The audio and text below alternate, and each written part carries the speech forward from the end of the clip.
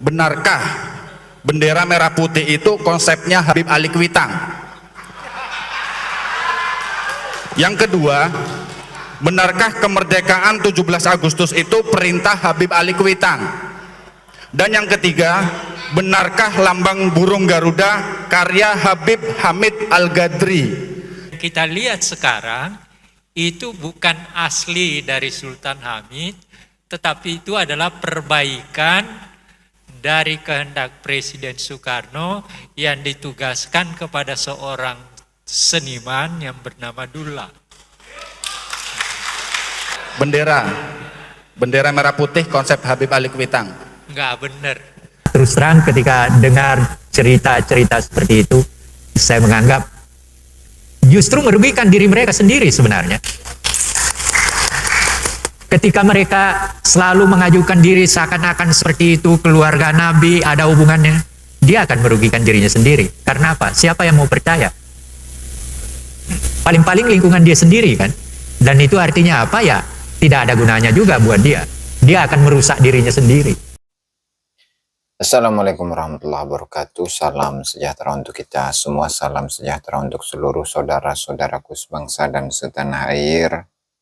Dari Sabang sampai Merauke, dari Miangas sampai Pulau Rote. Alhamdulillah, dalam kesempatan yang berbahagia ini saya akan kembali mengangkat ya bagaimana statement dari Profesor Dr. Anhar Gonggong yang dalam beberapa waktu lalu, setahun atau 2 tahun yang lalu, beliau membahas bagaimana pentingnya memahami sejarah kita, bangsa Indonesia di masa lalu. Bahwa sejarah itu bukan hanya sekedar kejadian yang terjadi di masa lalu, akan tetapi adalah sebuah proses di mana ketika kejadian tersebut tidak ada, maka kita tidak akan ada. Sehingga yang namanya sejarah itu perlu membutuhkan kepada data untuk merekonstruksi bagaimana kesejarahan kita di masa lalu. Di samping itu, sejarah itu pun juga merupakan satu identitas dari suatu bangsa, di mana ketika identitasnya itu atau sejarahnya itu diacak-acak, sejarahnya dipalsukan, dibelokkan, dirubah, maka tunggu saja bangsa itu akan mudah untuk dijajah oleh bangsa lain atau untuk dikuasai oleh bangsa lain. Sehingga dalam kesempatan kali ini, karena masih ramainya pembahasan mengenai bagaimana Habib Idrus bin Salim Al-Jufri, yang namanya itu sudah menjadi sebuah nama untuk bandara di Sulawesi Tengah, lebih tepatnya itu di Palu. Sementara jasa-jasa perlawanannya Habib Sis ya, Al-Jufri, untuk melawan kepada pemerintah atau penjajah kolonial Belanda itu tidak didapati. Kok bisa tokoh yang seperti itu kemudian menjadi sebuah nama dari bandara provinsi Sulawesi Tengah? Satu. Kemudian yang kedua, upaya-upaya untuk pengangkatan Sis Al-Jufri sebagai seorang pahlawan nasional itu sudah diajukan berkali-kali dan pada kenyataannya gagal ya, tidak diterima. Nah, sehingga hal inilah yang kemudian memicu sebuah diskursus pembahasan tersebut sehingga ramai dibicarakan oleh sahabat-sahabat dan teman-teman. Nah, maka dalam kesempatan kali ini saya akan mengangkat sebuah video yang disampaikan atau sebuah penyampaian materi yang disampaikan oleh Profesor Dr. Anhar Gonggong dalam 3 tema ya. Yang pertama adalah mengenai lambang Garuda. Kemudian yang kedua itu adalah bendera merah putih. Dan yang ketiga itu adalah penentuan hari proklamasi kemerdekaan Indonesia. Yang semuanya itu adalah dilakukan oleh Habib. Maka faktanya bagaimana? Nah, silahkan Anda simak dalam video ini. Dan mudah-mudahan hal ini pun juga disimak oleh masyarakat Palu agar masyarakat Palu itu mengerti, mengetahui bagaimana kesejarahan di masa lalu dan agar mereka itu tidak mudah untuk ditipu oleh siapapun. Silahkan.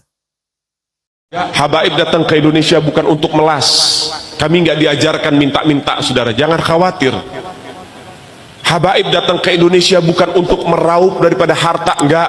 Kami tidak mencari jabatan, enggak. Kenapa? Itu bukan didikan dari keluarga kami. Didikan keluarga kami, lihat bagaimana Al-Habib Salim bin Ahmad bin Jindan, saya punya kakek, keluar masuk penjara. Kenapa bisa keluar masuk penjara? Membakar semangat perjuangan masyarakat Indonesia untuk merebut kemerdekaan, saudara. Al-Habib Ali bin Abdurrahman Al-Habsyi Kuitang, beliau yang memfatwakan ketika tanggal 17 Agustus Soekarno membacakan teks proklamasi mendeklarasi daripada kemerdekaan Indonesia, beliau di hari Jumat itu, di hari Jumat beliau fatwakan. Sekarang saya fatwakan, setiap tanggal 17 Agustus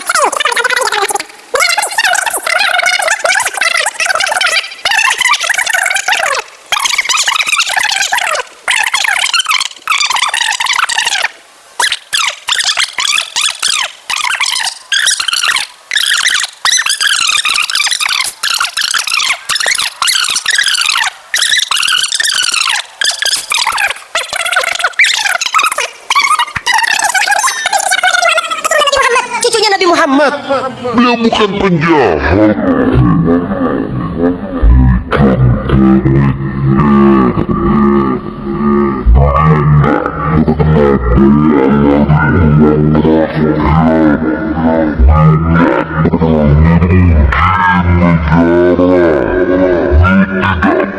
Mencemarkan nama baik negara. Beliau itu bukan penjahat, saudara. Bukan penjahat. Apa masalahnya dia? Sehingga dicecar sedemikian rupa. Cuman masalah prokes doang 4 tahun, saudara. Berapa banyak di luar sana pejabat, aparat, bahkan rakyat yang melanggar prokes, gak ada yang ditahan. Kenapa cuman Habib Rizik yang ditahan? Ini upaya untuk supaya umat Islam benci terhadap keluarga baginda Nabi Muhammad. Hati-hati, saudara sekalian. Nabi bilang, man mata ala bugdi ahlul bait mata yahudian atau nasranian. Siapa orang yang mati membawa benci kepada keluarga baginda Nabi Muhammad, dipastikan mati dalam keadaan Yahudi ataupun Nasrani, atau dalam bahasa daripada sederhananya, mati dalam keadaan murtad. Sahabat tanya, wa in sama wa shalla ya Rasulullah, walaupun orang itu puasa, walaupun orang itu sholat, apa tetap hitung mati murtad? Apa kata Nabi? Wa in sama wa shalla, walaupun orang itu puasa, walaupun orang itu sholat, kalau dia mati bawa benci kepada keluarga Nabi Muhammad, dipastikan mati dalam keadaan murtad. Ini Nabi yang punya mau, bukan kita habaib. Dan seharusnya yang membahas masalah fadailul ahlul bait, keutamaan para habaib, bukan dari mulut saya, bukan dari mulut Habib Khalid wala Habib yang lain, bukan, tapi daripada mulut para guru-guru kita. Mereka yang lebih punya kewajiban untuk membahas masalah ini ke umat, saudara. Kenapa? Supaya tidak ada fitnah. Kalau saya yang bicara begini, akan ada pertanyaan, itu maunya Habib, itu maunya dia, itu mah dalil buat-buatan dia. Terserah Anda. Saya ingin bertanya sama Prof. Anhar, ini banyak titipan dari peserta yang pulang, Prof. Karena tadi lama tanya jawab. Yang pertama, benarkah bendera merah putih itu konsepnya Habib Ali Kuitang? Yang kedua, benarkah kemerdekaan 17 Agustus itu perintah Habib Ali Kuitang? Dan yang ketiga, benarkah lambang burung Garuda karya Habib Hamid Al-Gadri? Jadi sementara ini titipan dari beberapa peserta yang sudah pulang. Nah, mohon maaf moderator, dari masing-masing bagian kita tanyakan. Silakan Prof, terima kasih. Mohon maaf. Assalamualaikum warahmatullahi wabarakatuh. Monggo Profesor, langsung. Iya, pertanyaan itu sebenarnya pertanyaan yang sederhana jawabnya. Jadi ketika itu diperlukan lambang negara, lalu dibentuk panitia. Panitianya, ketuanya Ki Hajar Dewantara. Lalu anggota panitianya ada Yamin, ada Sultan Hamid. Nah, lalu ada 2 dari sekian banyak bahan yang masuk, 2 yang diterima. Sultan Hamid sama Yamin. Tapi kemudian setelah dilihat bahwa Yamin sedikit ada kecenderungan ke Jepangan, maka kemudian diterima Sultan Hamid. Tetapi, ada tetapinya. Diterima, tetapi begitu Bung Karno melihat, maka dia melihat berbagai hal yang kurang tepat. Maka dia panggil seorang seniman, namanya Dullah. Lalu dia katakan, Dullah, perbaiki itu. Maka diperbaiki. Jadi yang kita lihat sekarang itu bukan asli dari Sultan Hamid, tetapi itu adalah perbaikan dari kehendak Presiden Soekarno yang ditugaskan kepada seorang seniman yang bernama Dullah. Faktanya seperti itu. Itu yang pertama. Yang kedua, saya menolak Sultan Hamid sebagai pahlawan nasional karena pada tahun 1947 pangkatnya dinaikkan dari kolonel menjadi mayor jenderal di negeri Belanda. Pada tahun itu kita diburu-buru oleh Belanda, ditembakin dan sebagainya. Dia tidur di negeri Belanda. Terima kasih, itu jawaban saya. Bendera merah putih? Ya, yang bendera, kenapa benderanya? Maaf. Lambang burung Garuda, bendera merah putih konsep Habib Alikwitang. Enggak benar. Enggak benar. Jadi jangan begini, jangan menggunakan sesuatu yang penting bagi negeri kita hanya untuk kepentingan diri kita dan kelompok kita. Terima kasih. Yang ini Prof, izin. Benarkah kemerdekaan 17 Agustus itu perintah Habib Alikwitang? Apakah kemerdekaan 17 Agustus? Enggak ada itu. Enggak ada. Itu justru antara tanggal 15 sampai tanggal 16 terjadi persoalan di antara pemimpin kita. Itu menyebabkan maka pada tanggal 17 Agustus kemerdekaan itu diadakan. Dan itu adalah kemerdekaan bangsa. Belum ada negara. Besoknya baru ada negara, yaitu tanggal 18 Agustus. Seperti itu. Imigran dari Hadramut Yaman ke Nusantara yang sekarang masif mereka mengatakan bahwa kemerdekaan, bendera merah putih, lambang Garuda Pancasila dan segala hal terkait mengenai masalah NKRI ini dari mereka, ya kan? Apakah benar klaim-klaim seperti itu sehingga seolah-olah yang lain adalah sebagai pelengkap penderita saja para pahlawan nasional yang lain. Nah, ini akan diulas dengan tajam, tegas dan transparan dari yang mulia guru kita bersama Profesor Anhar Gonggong. Monggo, waktu dan tempat kami berikan. Mungkin sekitar 20 menit, Prof. Atenun. Ada beberapa faktor yang harus dipahami ketika orang belajar sejarah. Pertama, sejarah itu adalah ilmu yang paling terbuka.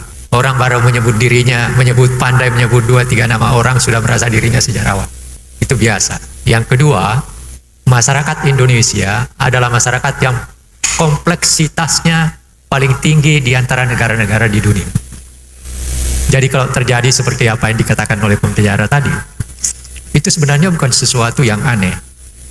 Karena memang masyarakat Indonesia ini adalah masyarakat yang sangat kompleks. Contoh saja, kalau dikaitkan tadi, Islam masuknya dari mana? Mulai dari mana masuknya Islam? Itu saja saya ingat dalam suatu seminar sejarah masuknya Islam, ada sekian banyak orang yang bertengkar tentang dari mana mulainya. Ada yang dari Gujarat, ada yang langsung dari Mekah, ada yang malah dari Cina, ada yang dari Iran, dan segala macam. Artinya apa? Apa yang berkembang sekarang dengan macam-macam orang mengklaim dirinya seperti yang diceritakan tadi, sebenarnya buat saya yang salah bagi mereka kalau dia merasa bahwa dialah yang paling benar. Gitu. Karena apa? Sejarah bisa dipelajari hanya dengan menggunakan sumber yang benar. Kalau Anda menulis sejarah tapi sumbernya diragukan, ya hasil penelitian Anda juga diragukan. Tidak akan diterima. Gitu. Nah, oleh karena itu, apa yang kita bicarakan pada hari ini memang memiliki sesuatu hal yang penting dalam arti bagaimana kita harus memahami diri kita sebagai sebuah bangsa dan bagaimana kaitan kita dengan proses-proses yang lampau.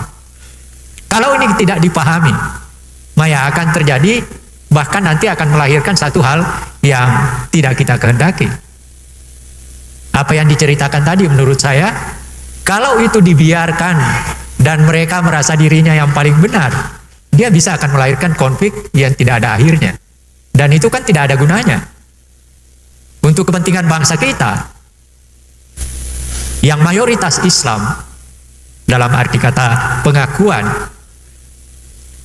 hal sangat penting yang harus kita pahami adalah bagaimana proses Islam yang dalam suatu proses wilayah tertentu yang sekarang kita namakan Indonesia bisa menjadi sebuah proses yang berlangsung sedemikian rupa sehingga diterima, dan penerimaan itu adalah sebuah penerimaan yang betul-betul menunjukkan bahwa kita menciptakan sebuah masyarakat baru. Jadi Islam masuk di Indonesia itu menciptakan masyarakat baru. Nah, di tengah-tengah situasi proses lahirnya masyarakat baru ini, maka di situ memang bisa terjadi macam-macam kompleksitas itu tadi. Ini kan yang tidak disadari orang sering, ya, tidak disadari bahwa dalam kompleksitas itu memang hal yang tidak bisa, bukan tidak bisa dihindari, tapi seharusnya tidak akan melahirkan hal-hal yang menyebabkan ketergangguan kita dalam berbangsa dan bernegara. Kan itu persoalannya. Nah, kalau tadi yang diceritakan seperti itu lalu mengganggu situasi negara kita, lalu merasa dirinya dia yang paling benar, ya udah. Dan memang apa yang dikemukakan tadi dengan manuskrip, ya sejarah memang begitu. Pembuktian sejarah memang bersumber dari antara lain dalam persoalan itu adalah manuskrip.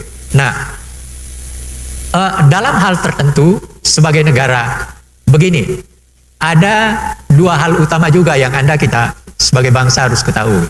Yang pertama adalah sebelum datangnya Belanda dan negara-negara penjajah lain, bapak-bapak, ibu-ibu harus ingat bahwa bangsa kita ini ketika belum masih menjadi kerajaan-kerajaan, dan saya ingin mengingatkan bahwa di Indonesia itu ada 337 kerajaan lokal.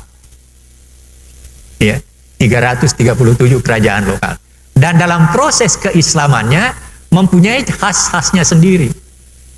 Ambil sebagai satu contoh, hubungan antara Banten dan Sulawesi Selatan itu pada Yusuf Makassar, yang sekarang pun orang masih bertengkar juga.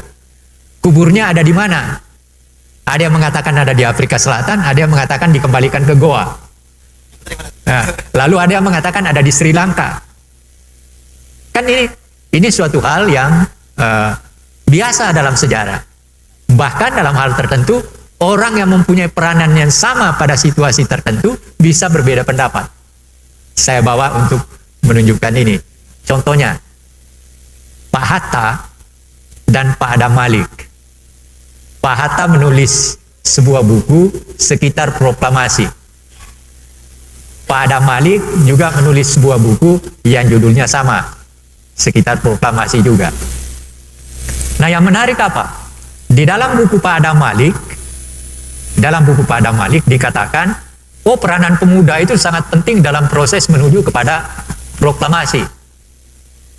Penting sekali peranannya dan segala macam. Nah, di dalam buku Pak Hatta, apa Apaan peranannya pemuda? Justru dia yang merusak situasi. Seharusnya kita bisa melakukan proklamasi tanggal 16, karena ributnya pemuda dibawa ke Rengas Dengklok, akhirnya proklamasi tertunda. Ini dua orang yang punya peranan yang sama dan mempunyai kedudukan yang penting. Sama-sama punya peranan penting dalam menuju kepada kemerdekaan Indonesia. Dan peranannya sama dan mereka selalu berhubungan gitu. Tapi dalam menanggapi suatu peristiwa ternyata terjadi perbedaan tertentu. Itu. Nah, apa yang saya mau katakan tadinya, saya sebenarnya agak segan datang karena saya merasa bahwa ini bukan bidang saya. Seorang ilmuwan seharusnya punya kerendahan hati untuk mengatakan bahwa kalau bukan bagian daripada apa yang dia ketahui dan pelajari, seharusnya tidak boleh ngomong. Itu hukum ilmu sebenarnya, hukum ilmu. Tapi oleh karena ketuanya teman, lalu teman-teman saya dulu di banyak mahasiswa dan saya sering kesini juga berdiskusi dengan teman-teman, akhirnya saya terima dan dengan catatan bahwa ilmu saya sangat dangkal dalam hal ini. Tetapi melihat judulnya yang seperti ini, yang dipersoalkan adalah berkaitan dengan, sebenarnya begini, yang dipersoalkan itu adalah persoalan proses kedirian kita menjadi seperti sekarang. Itu yang harus dipahami juga. Nah, oleh karena itu, menurut saya, orang yang mau melakukan penyimpangan seperti itu akan merusak perkembangan daripada negeri ini di kemudian hari. Dan itu tidak ada gunanya. Tidak ada gunanya bagi kita.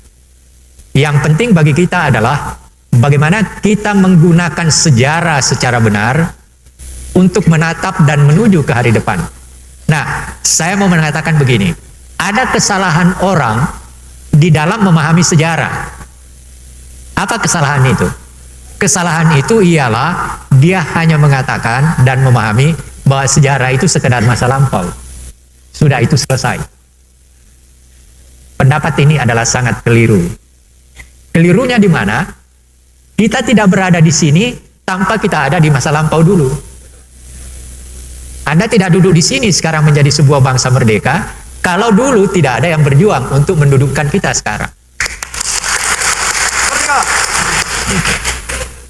Nah, dalam konteks itu, kita yang berada sekarang memiliki dua hal untuk menuju ke hari depan.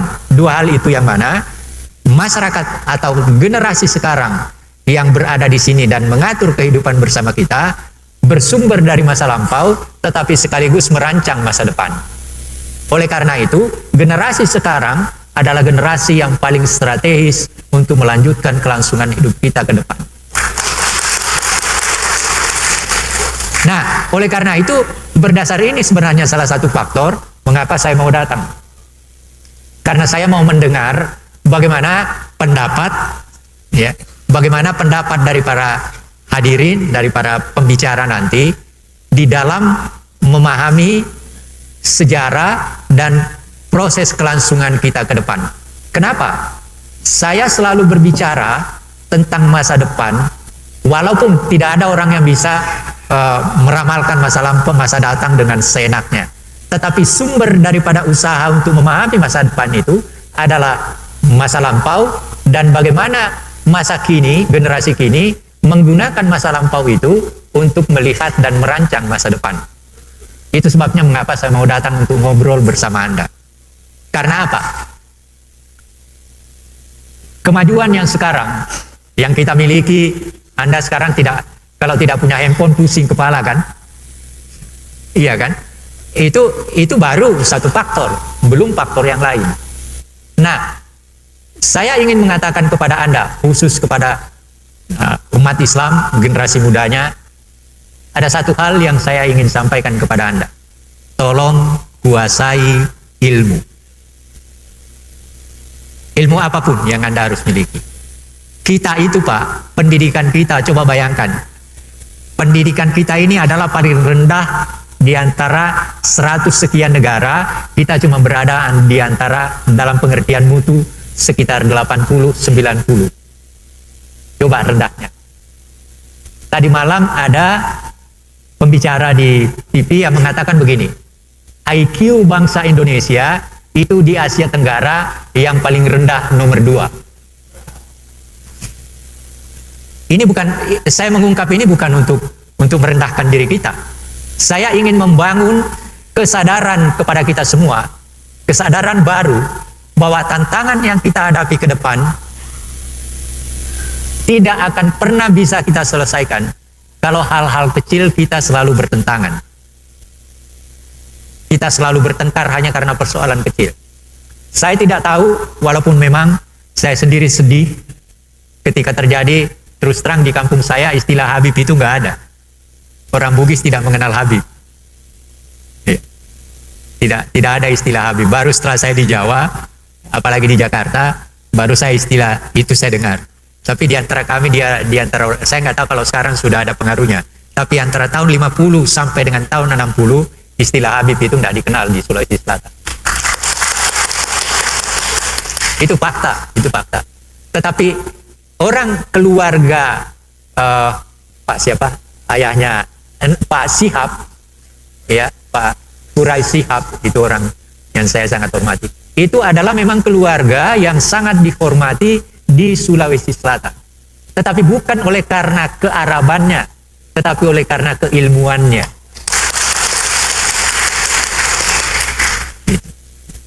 Inilah yang harus kita kembangkan.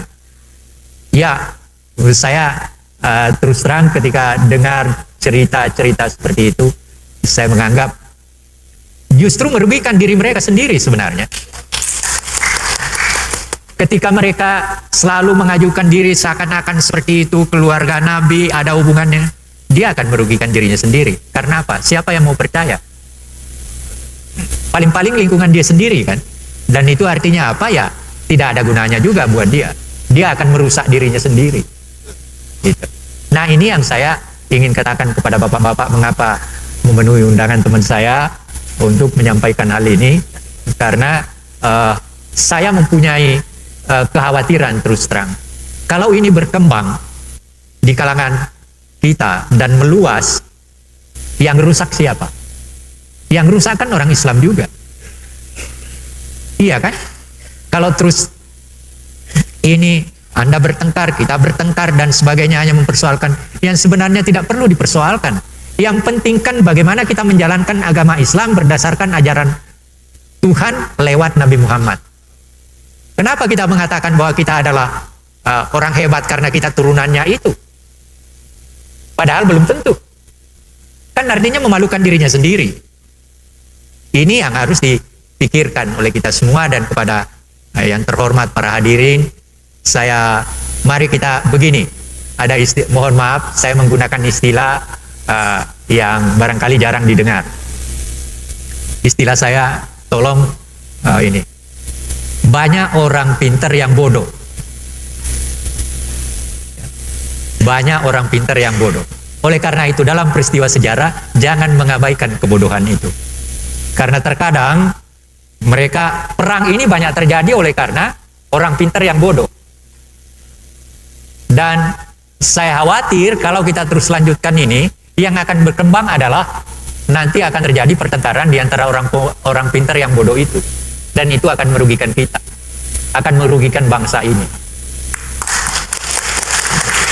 Nah, inilah catatan-catatan singkat yang ingin saya sampaikan kepada para hadirin, kepada ketua teman saya, dan organisasi ini saya minta agar supaya bisa mengembangkan berbagai hal. Sebagai salah satu contoh, saya ingin penutup begini. Selama kita memperjuangkan kemerdekaan, memang hanya selalu terdapat dua kekuatan yang bahkan sampai sekarang sering terjadi persaingan, yaitu kekuatan nasionalis sekuler dan kekuatan nasionalis Islami. Sejak zaman pergerakan itu dan sampai sekarang. Tetapi yang hebat apa? Yang hebat adalah mereka di tengah-tengah pertentangannya yang keras terkadang, tapi mampu menemukan formulasi. Saya ambilkan sebagai satu contoh. Bung Karno dan Bung Hatta sejak tahun 33, tahun 30-an itu tidak pernah bersatu, pikirannya selalu beda. Bahkan Bung Hatta pernah menulis kritik kepada kelompoknya Bung Karno, mengatakan begini, persatuan yang dicari, yang ditemukan persatean. Itu judul tulisan Hatta. Ya, tulisan Hatta. Nah, apa yang saya mau katakan pada Anda semua dengan mengambil contoh ini, jangan sampai kita teriak untuk persatuan pada saat yang bersamaan justru hasilnya persatean. Oleh karena itu, saya mohon agar supaya saya ingin mengingatkan, mari kita memelihara keislaman kita, mari kita membangun pendidikan Islam yang sebaik-baiknya, tapi jangan kita melakukan sesuatu yang justru melahirkan kebodohan kita.